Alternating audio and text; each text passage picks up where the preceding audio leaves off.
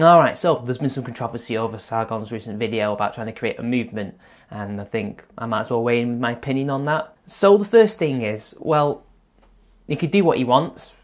I don't really want to be a part of it. I've never called myself a liberal, and I wouldn't want to call myself a liberalist either.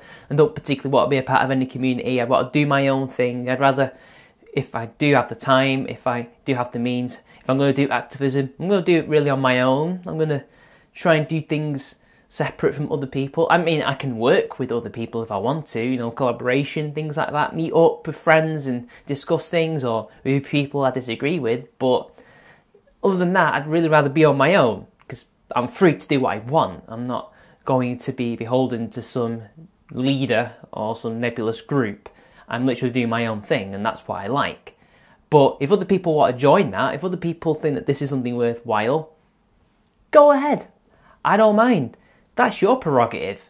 I mean, you know, if people have been kind of crying out for him to do something like this for a while, so at least he's trying to do something, unlike some people who'd rather do nothing at all. And I think that says a lot more about them than it does about him. Speaking of them, do you not think it's a bit weird that, you know, some of you are calling him a leader of something for God knows how long now, and some of you even want him to be a leader because you like him and you like what he has to say and you think he has some kind of leadership qualities, to all of a sudden say, oh, no, we don't want that. How dare you do this? This is your ego showing. How dare you? Where's the consistency in that? Where's the logical consistency in calling somebody a leader, saying that you want him to be a leader in some cases, and then attacking him for saying, you know what, yeah, you're right, I should be a leader?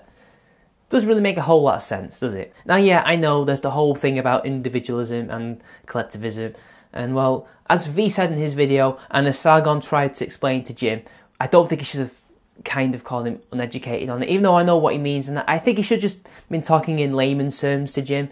But as everybody has stated, as even Danny Deschamps on Twitter has been saying, right, you can be in a group, and that group can be individualists. It's an ideology. You can be in some kind of party that advocates for individual rights. That isn't inherently against individualism. I'm not very good at expressing that kind of thing, but that's how it works. Likewise, you could be an individual who advocates for collectivism. They're two different ideologies. It's a way of thinking about the world. And if you need to band together with a group in order to promote individual rights, then how else are you supposed to do things? This is politics. This is how it works. We live in a society, at least I live in a society, and Americans live in a society, and most of the West live in a society where people are in political groups, and these groups advocate things on what they believe in, and some of these groups are individualist, and some of these are collectivist, and that's how it works.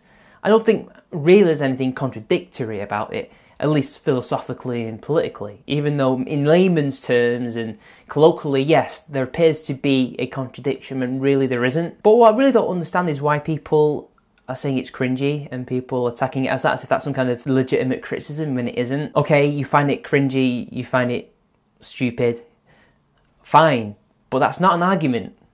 That's not something that would stop other people from joining Sargon in doing that.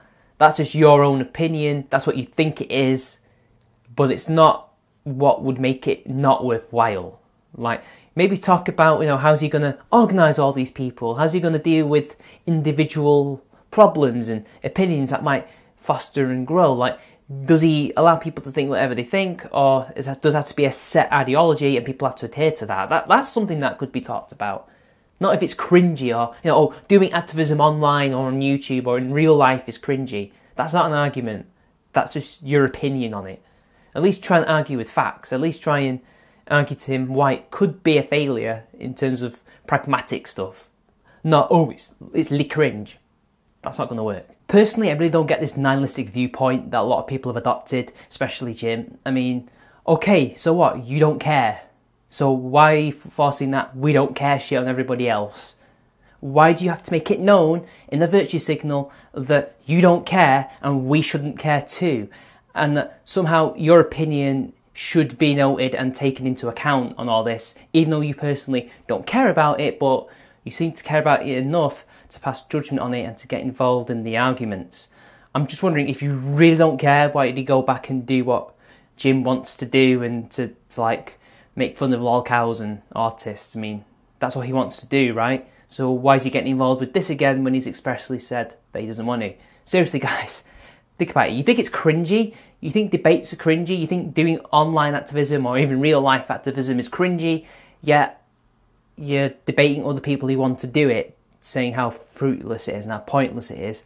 And then on the other hand, you're complaining about all the problems in the world, especially the SJWs and corporations and other things like that who want to make the internet a sanitised and friendly place for them to make money in, which would be really bad for you guys because you want to go around and do what you've always done for years. Yet you're okay with letting them come in and ruin it, even though you've complained endlessly about how bad that is. I mean, funnily enough, wasn't DAD, digitally assured destruction, like a piece of advice that Jim put out to the world in regards to net neutrality? Isn't that some kind of activist thing?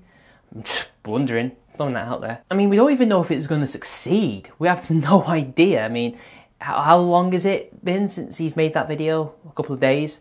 Like, we really do not know if this is going to be a success or if it's going to be a failure. That's for the future to decide, I guess.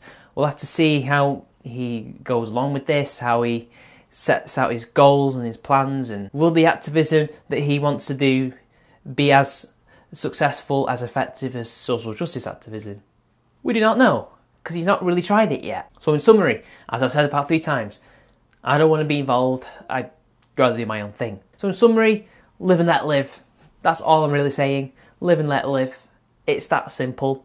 We can all just do our own things. Let's try not to be hypocrites. If you tell somebody to be a leader, if you want someone to be a leader, or if you, I wouldn't say slander, but if you wrongfully associate somebody as a leader of a movement that doesn't exist, don't then go and complain to that said person about how he is now a leader and it's an egotistical thing. So I think that's another thing we could probably learn from all this, but that's just my opinion. Take it or leave it. It's been your boy. I'll see you later.